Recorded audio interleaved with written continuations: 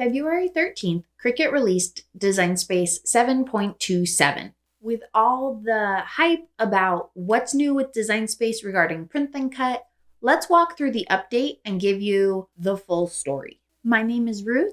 This is Hank's Maker Mentor. When you open Design Space and see the what's new, it will just talk about the edge scaling. Edge scaling is allowing us to adjust height or width of an image without scaling both at the same time. Instead of using the corner like we've previously done to scale height and width, now every time you go to the bounding box sides and hover near there, you'll see these two arrows pointing in opposite directions.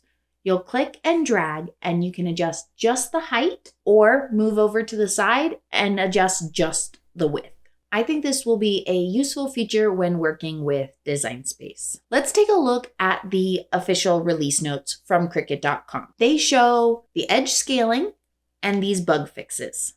But what about all the videos and posts about the expanded print and cut sizes? Those are not part of version 7.27. Those are in beta right now. So if you would like those expanded sizes, you will need to change to beta.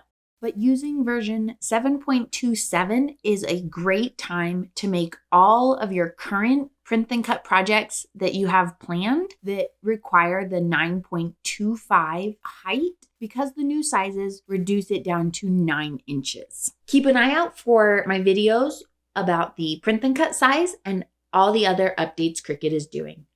Thanks for watching Hank's Maker Mentor, and until next time, bye.